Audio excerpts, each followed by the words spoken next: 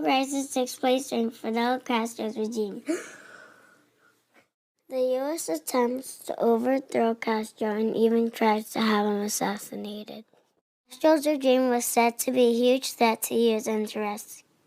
Castro did not want as much U.S. influence on Cuba. American corporations were in charge of most of Cuba's resources, such as sugar plantations and mines. Castro did not like the idea of this. Cuba sí, Yankees no.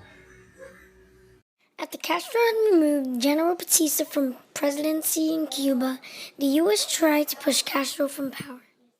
The U.S. uses the Bay of Pigs invasion to overthrow Castro.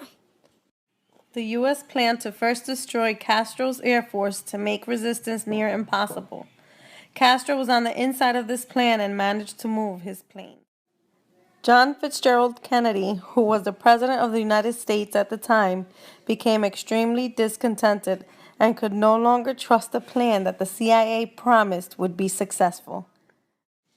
The Bay of Pigs, which is on the island's southern shore, is where the Cuban Exile Brigade began on April 17, 1961. A radio station broadcasted every moment of the invasion to Cuba's citizens. The invasion was a complete disaster on the United States' part. Many errors were made between the backup paratroopers and the ships that showed up. This resulted in a great victory for Castro and his troops, who brought the exiles to surrender after less than 2 days. John F. Kennedy claimed he did not want to abandon Cuba to the communists. He planned another operation named Operation Mongoose, but never followed through with it because he did not want to cause a World War III. The relations between Cuba and the U.S. have been belligerent since the Bay of Pigs invasion.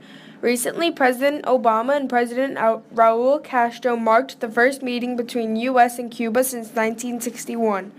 The presidents agreed that their countries would restore diplomatic relations after 54 years.